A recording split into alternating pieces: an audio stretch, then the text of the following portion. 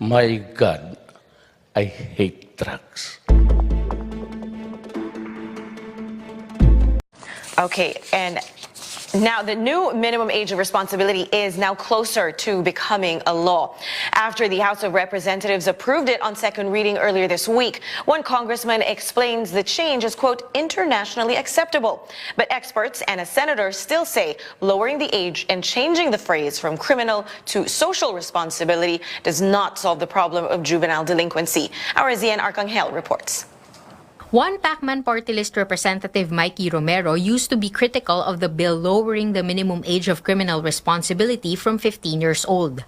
But on Wednesday, he voted to approve House Bill 8858 on second reading after the phrase criminal responsibility was replaced with social responsibility and the minimum age changed to 12 from 9, which was what the Justice Committee approved. Romero admits he changed his mind about the bill after the last-minute amendment. Marami kami nag-oppose. Ang sabi namin that 9 is too young, and it was well accepted. So the compromise after the plenary discussions yesterday and the other day was it should be 12, no? For Romero, 12 is an acceptable age for a child to be held liable for crimes, although advocates of children's rights still find it too low. He notes the United Nations comments on children's rights in juvenile justice only states that it's not, quote, internationally acceptable for the minimum age of criminal responsibility to be set below 12 years old. The minimum acceptable age of criminal liability all around the world now is 12 years old. So I think 12 is about right. Bakit? 12 is meron ng right of reasoning and meron ng discernment yung bata. But Senator Kiko Pangilinan, author of the Juvenile Justice and Welfare Act, believes minimum age should stay at 15. He insists the government should go after the adults who use children to commit crimes instead of treating 12-year-olds like criminals. Why are we moving heaven and earth to go after 1.7% of criminality? Why not go all out against the 98%? Instead of lowering the minimum age, Human Rights Commissioner Leia Armamento says the government should ensure that the existing law is fully implemented. She notes that most Bahay Pag-asa centers or institutions for children in conflict with the law are in poor condition. The existing facilities that we have now are not conducive. No? Yes, are not conducive and not even up to the criteria of Bahay Pag-asa. If there's one provision in the substitute bill that Romero disagrees with, it's the change from the word criminal to social responsibility. It does not make a difference because the acceptable is the age of criminal responsibility. The terminology for criminal responsibility is a worldwide term that is being used. With more lawmakers expressing openness to making 12 years old the minimum age of social responsibility, Romero expects the substitute bill to be passed by both the House and the Senate before the 17th Congress ends in June. Because in the words of Speaker Gloria Macapagal Arroyo, the President wants it. Zian Arcangel, CNN, Philippines. And again, let's talk to Senate Committee on Justice and Human Rights Chair Senator Dick Gordon. Good morning, Senator. Thank you for taking our call. Good morning, yeah. Now, there was a lot of talk when the proposal to lower the age of criminal responsibility to 9 years old was passed by the House panel. But the entire House approved a bill on the second reading, and that brought it to 12 years old. What is the sentiment on the senators on this, and what do we expect in today's hearing? I really don't know. I think it's more or less could happen as people think that it's really not just a question of age, but a question of when does accountability begin. And at the same time, whether the government is truly ready this time to say that when you keep or hold a young person, can you hold him in a decent halfway home? You know, we haven't even completed the so-called Bahay Pag-asa homes. You're supposed to have 111. You're only at 55 right now. And therefore, when you go to any police station, when they pick up a young person, sometimes they have to mix them up with the older persons and older criminals, and that's not good, diba? So we really have to reckon with ourselves as a country where we promise a lot of good things in the Constitution, that young people ang pag-asa ng bayan, they're the future. We should do everything to make sure that they become very good citizens, enable and enroll them. But in reality, this is all words. We don't really have, for example, people who will look at their education. We give for education, but you don't see truant officers. You don't have enough teacher guidance counselors. So even in the matter of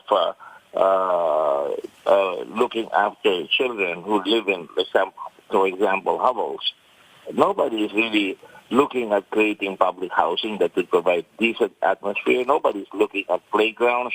So in effect, you're going to have children in conflict with not just the law, but with society. And this is where the classic theory of criminal law, whether you're a classical theory where, the person is responsible for all his offenses, or whether society is to blame for the criminal, and therefore society should try to rehabilitate him at all costs. That's what we want, to rehabilitate him. But if we don't put our money where our mouth is, this is all rhetoric. Okay, one argument in this whole debate, of course, is that there's no need to actually change the law, but just better implement the existing one. What is your view on that? There's an awful lot of hullabaloo on the debate now, because in reality, we had article the revised penal code which contained the 9-year-old provision since 1932. It was only changed in 2006. And what has changed? Nothing. It's just the law. The law has been changed. Children are still exposed to all kinds of challenges when they are accosted by the law. So, and since that time, we have put in a lot of law, including protecting children from abuse, which is good. But in reality, you have them every day. You have a lot of children being raped or raping each other. And to my mind, we have not really addressed the concept of that truly putting our money where our mouth is. That's why today I'm going to concentrate on that. Talk about what the Constitution says. Talk about PD 603, where parents must be held liable. Or for that matter, talk about the police when they catch somebody being forced or intimidated by somebody to sell drugs at a very tender age. There were about 6 judges in my panel 3 days ago, and they all said they have never come across a case where parents have been put in jail, where they were able to put people in jail because that was never raised by the Department of Justice, or for that matter, the police have never gone after the criminals who make criminals out of very young people by exploiting this part of the law that says, they cannot be liable until they're 18 years old. That's right. We need to address the problem at its root. Now, you mentioned funding earlier. Now, whether they pass the new law or they strengthen and properly implement the existing one, is there funding available to do this? There is always money available. It's a question of priority. Are we here for gimmickry? Are we here to try and show that we are so liberal, that we're trying to be like Norway? Norway has very few people, and yet they have a lot of money, and that's why they go up to 18 years old. The Nordic countries are like that. Even America hasn't done with the criminal responsibility for children. They are responsible. Or UK, which has a threshold of 10 years old. So really, it's a matter of whether we are serious. And I'd like to think that our country is serious. I'd like to think that we want to put money. Guidance counselors are necessary. Truant officers are there to make sure that even if you're poor, a truant officer will knock on your door and tell the parent your children or your child is not going to school and he must go to school. That to me is the more fundamental problem. If they go to school, perhaps there will be less of a problem. The objective is not to have any child in conflict with the law at all. That's right. So, Senator, what is the fate of this bill in the Senate? Do you think there's a chance that senators will do the same thing and pass it at the age of 12? I think that would be the real compromise here. And I don't like to use the word compromise. Like I said, I'd like to stick to my guns and let the Constitution and let the government put its money where its mouth is. But I think 9 years old has been the norm, and I think people will want to go to 12, if only to say, well, we really have cases of children committing crimes, etc., etc. And of course, the debate will come in. When are they really conscious of accountability? I think it was Descartes who said, cogito ergo sum. I think, therefore I am. And once you think, you should be responsible.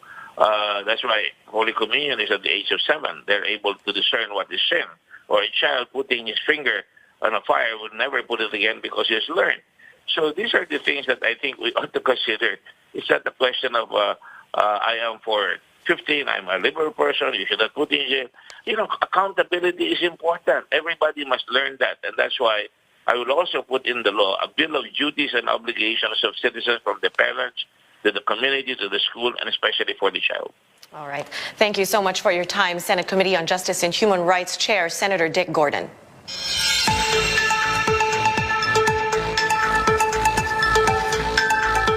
A check now on our global headlines. After almost 5 years of military rule, a long-awaited election is finally happening in Thailand. The formal announcement came hours after the country's king issued a royal decree calling for a general election. Voting takes place on March 24th, and at stake are positions in Thailand's House of Representatives. The election will be the first official poll the country has seen in 8 years. The United States President blinks in a showdown with the House Speaker. Donald Trump is postponing his State of the Union address after Nancy Pelosi formally disinvited him from using the House chamber for his speech. The president agreed to deliver the traditional address after the U.S. government shutdown ends. The two officials have been locked in a standoff for more than 33 days. President Trump is demanding more than $5 billion for his wall along the southern border, and Pelosi is refusing to give him a cent. And Microsoft's Bing search engine has run into trouble in China. The company confirmed that the search engine is currently inaccessible and says it's engaged to be determined its next step. Bing was the last major foreign search engine operating in China, which has more internet users than any other country. Google pulled out in 2010. Top internet platforms like Facebook, Twitter, and YouTube have been blocked in China for years, blacked out by a vast government censorship apparatus known as the Great Firewall. Senator Manny Pacquiao is back home from the U.S. The People's Champ arrived in the Philippines yesterday, days after his fight against Adrian Broner in Las Vegas last weekend. Pacquiao says he's in talks for another fight, but he clarifies nothing's final just yet. He also denies he's suffering from a career-ending eye injury. Hindi pa natin matansya yan ngayon dahil katatapos lang ng fight. Siguro mapag-usapan namin yan after 1 week o 2 weeks from now. Hindi pa na nabanggit, hindi pa na pinapag-usapan ng kabilang side. Actually, initially wala pang pag-uusap eh. So, mahirap magbigay ng comment na wala pang initial na pag-uusap. Siguro by after 1 week, meron na yan or after 2 weeks. Basta magbalik sa boxing, nandito pa tayo sa boxing. Wala namang hindi naman masama yung pag-ano sa mata ko, na ano lang, na gas-gas lang sa gloves. Pero sabi ko nga, by 2 to 3 days, mawala din. So, nawala naman kaagad. Pacquiao also talked about the burglary in his Los Angeles home. He says nothing valuable was stolen.